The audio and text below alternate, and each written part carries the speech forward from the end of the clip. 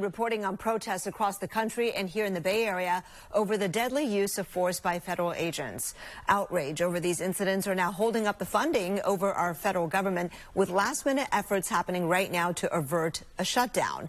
It may happen as soon as tonight. Joining us live now to talk about these tensions and solutions, Bay Area Democratic Congressman Mark DeSaulnier, whose district includes Contra Costa and Alameda counties. Congressman DeSaulnier, thank you for joining us. My pleasure. Thanks for asking. Let's start with this National Day of Action. There are students protesting in your district, too. They're calling on federal agents to change tactics in their immigration crackdowns, tactics that have, of course, resulted in the deaths of protesters.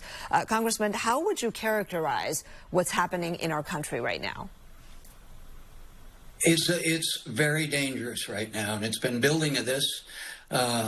Having known people who left the Department of Justice and ICE and the Border Patrol because of the cultures in these institutions under President Trump, I'm not surprised, but these are really dangerous times, and I'm so encouraged by how the American public is responding, and particularly young people.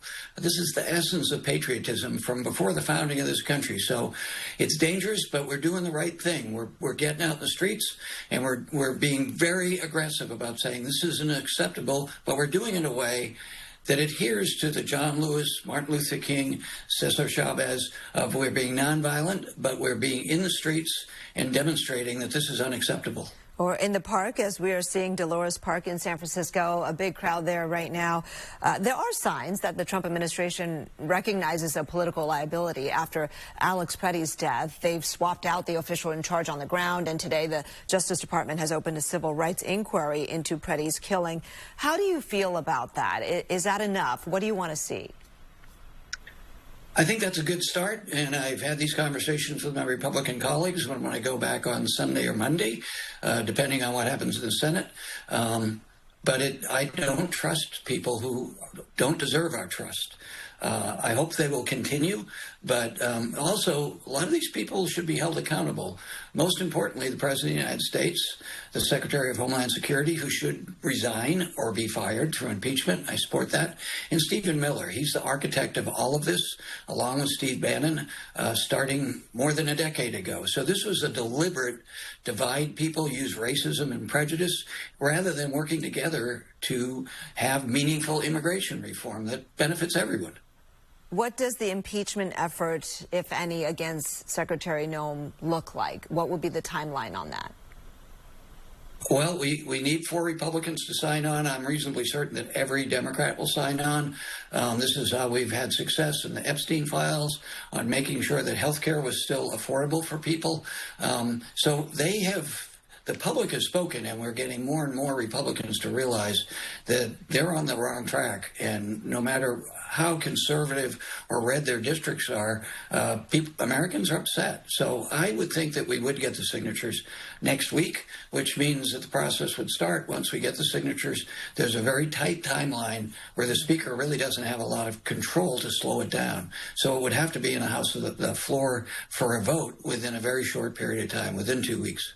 Okay. In terms of the tools that Democrats have to try to change the actions of ICE or to constrain them and change the tactics, you're using one of them now in this battle over funding of the government. It's really complicated, so help your constituents understand what's going on, the negotiations happening between the White House and Senate Democrats and how House Democrats get involved. What are you guys trying to do? Well, it is complicated, so I'll try to be succinct. We passed a bill I didn't vote for it, out of the House for Homeland Security and ICE. That was Republicans and a few Democrats. I very strongly felt that I would not vote for that. It was awful.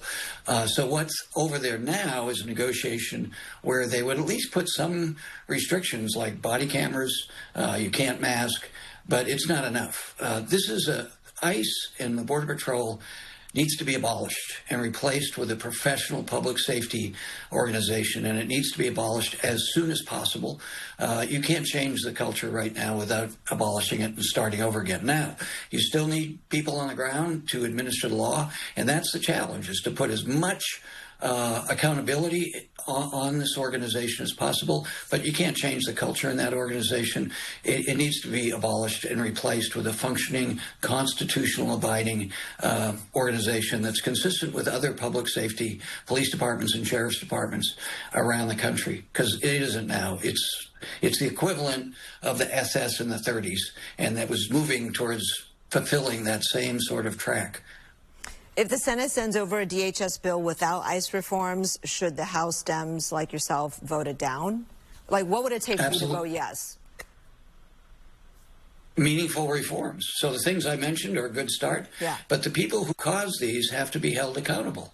And we can see with Trump's pardoning of people, you have to have language in there that says the people who shot Renee Good and Mr. Petty, they have to go be held accountable by a jury of their peers. And personally, I don't think he should have the ability to pardon them. We've got to change the pardon process. So getting that kind of language with an administration that you cannot trust has to be in the appropriations bill. And if they hold the rest of the appropriations as a hostage for us, then the American public, I have faith, will trust us that we're not going to give on this. Okay. I know before you go back, you're going to hold a town hall with your constituents tomorrow. What do you expect to talk about? I assume in addition to this, which will dominate part of the conversation, you're going to talk about lowering costs for Americans? Well, we're having a town hall, in-person town hall on February 7th, so it's not tomorrow, it's in a week. So I don't want people to, I would if I could, but we've got to be prepared to go back literally within a couple hours' notice. So when we do that, I'm going to give an outline of how we got here. My experience, what I said about Stephen Miller, who needs to go. He's the architect of all this from 10, 15 years ago, dividing Americans based on racism and unethical and unconstitutional belief systems. All right, Congressman Mark DeSaulnier, thank you so much. I know it's a busy time. Thanks for making the time. My pleasure. Thank you as always.